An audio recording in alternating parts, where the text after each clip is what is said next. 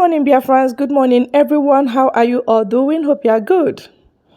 I've really not been really feeling very strong, but then I have to push on. I got this video from an international body telling me that I should help Biafrans to push.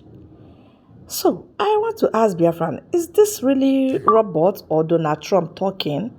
And if it's Donald Trump talking, why is Nigeria not taking action to releasing Nnamdi Kanu? Let me not go deeper than I should, but you have to listen to the video.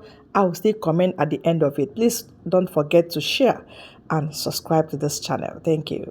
Ladies and gentlemen, all across the world today, people are watching. They are watching very closely what is happening in Nigeria, a country that should be a beacon of hope, a country filled with amazing, hardworking people, a country with enormous potential.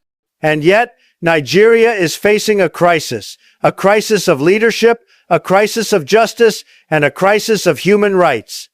And I am here today to speak out very strongly, very clearly, because silence in the face of injustice is not acceptable. We must tell the truth. We must say it as it island. I am calling very strongly for the immediate release of Nnamdi Kanu. He has been unjustly detained, persecuted, and silenced simply because he stood up for his people.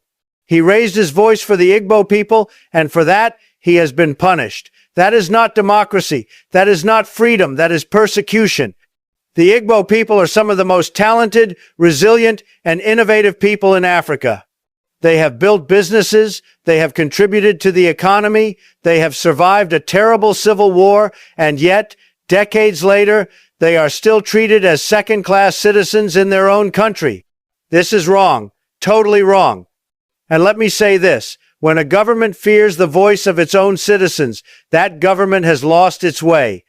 When a government locks up leaders instead of listening to them, it is not leading with strength, it is leading with fear.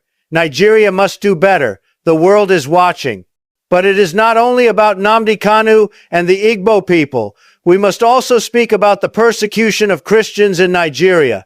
Too many times, churches have been attacked, burned to the ground. Too many families have lost loved ones. Too many innocent men, women, and children have been slaughtered simply for their faith. It is one of the great human rights tragedies of our time, and it is happening right now. Every man and woman should have the right to worship freely, to gather in peace, and to live without fear of being attacked. Religious freedom is not negotiable. It is a God-given right. And when Christians are being murdered and their voices are being ignored, that is not only a Nigerian problem, that is a global problem. To the leaders of Nigeria, I say this, the world is watching you. History is watching you. Release Nnamdi Kanu. Stop the persecution of the IBGO people. Protect Christians across your land. Show the world that you are ready for peace, for justice, for fairness, because a nation that persecutes its own people cannot stand strong. To the international community, I say, do not remain silent. Do not turn your back. Silence only empowers the oppressor. We must speak for those who cannot speak. We must stand for those who are silenced. The people of Nigeria deserve the same freedoms, the same justice, and the same dignity as every other people on earth. I say to the Nigerian youth, you are the future. You are strong, you are smart, and you are the hope of your nation. Do not lose hope. Do not be afraid to stand for justice, because the world is beginning to hear your voices. And I say to the IBGO people, your struggle is seen, your pain is recognized, your contributions to Nigeria, to Africa, and to the world will never be erased. You are not forgotten, and you will never be forgotten. Let this be a turning point. Let this be the time when justice prevails. Let this be the moment when the government listens to the cries of its people. The immediate release of Nnamdi Kanu is the first step toward healing, toward peace, toward unity. Nigeria is too great a country to be torn apart by division, injustice, and persecution. It is time to choose freedom over fear, justice over oppression, and unity over division. So once again, I am calling, as strongly as possible, release Nnamdi Kanu now. Protect the IBGO people. Protect the Christians. Restore freedom. Restore justice. Restore hope. God bless the people of Nigeria. God bless the oppressed. And God bless the freedom-loving people all over the world. Thank you very much. My brothers and sisters, we gather here speaking of African unity, yet one of our own sits in chains. Nnamdi Kanu was abducted, renditioned, and silenced, not because he stole, not because he killed, but because he demanded what we all claim to want: true independence. Do not tell me this is Nigeria's internal affair. When one African is chained, all Africans are chained. When one voice is silenced, all our voices are at risk. We wear fine suits, we sign trade deals that enrich our colonizers, while those who fight for real freedom are punished. Is this justice? Is this sovereignty? No, it is betrayal. We all know the truth, yet too many of us pretend not to. Nnamdi Kanu was not captured with a weapon in his hands. He was not a warlord, he was not a murderer, he was not a thief of public treasury. He was a man who chose the path of words, who picked up the microphone instead of the machete, who built his struggle on speeches, not on bullets.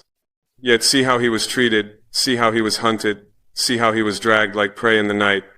Even the manner of his arrest was clothed in secrecy, shrouded in questions that no authority has answered with honesty. If justice was the motive, why the shadows? If fairness was the goal, why the silence? This is a direct message to IBGO governors. Yes, I am speaking to you. Where were you when your brother Nnamdi Kanu was kidnapped, chained, and thrown into prison? Where were you when he cried out for justice, not just for himself but for your people? You chose silence. You chose comfort. You chose to bow before power while your own son was humiliated before the world. You betray not just Kanu, you betray the land that birthed you. You betray the youth who once believed you would protect them. You betray the mothers who pray in tears every night. And you betray the very idea of leadership itself. Nnamdi Kanu did not steal from your people. He did not kill your people. He gave his voice, his freedom, his blood for them. And instead of standing with him, you stand with those who oppress him. Tell me, is this not betrayal?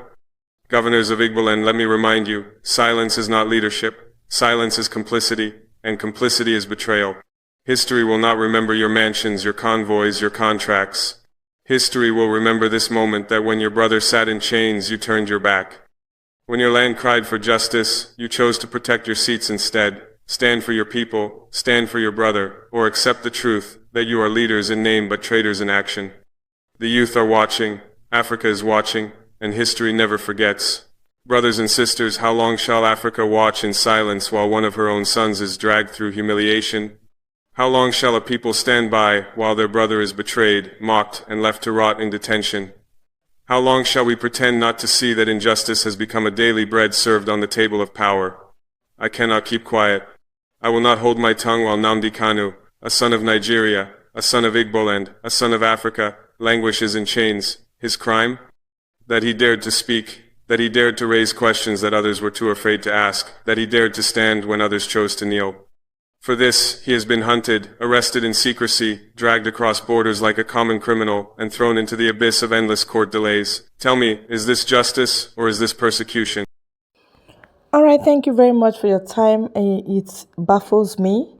This is silence chosen by the leaders of Igbo land, the men. They say that they are men of valor, the whatever they call themselves. They have chosen silence. And silence is not golden. This is complicity. This is cowardice. And this is completely unacceptable. Yes, we must continue to push for the release of Nnamdi Kanu. No wonder they are, abridging the long-awaited or prolonged date for hearing again. What are they hearing? Nothing. They're just buying time to watch him die. It will not happen the way they propose it. God is God and bigger than Nigeria. Okay? Let God's hand turn things around. Let those that are supposed to go down, go down. Let those that are supposed to rise up, rise up. And that is the wind of change that has to happen. It has to happen right in our time. Yes, I await that. I say, God be praised. And let the whole earth be silent. Let them release Nnamdi Kanu now, or they will hear from us. Thank you.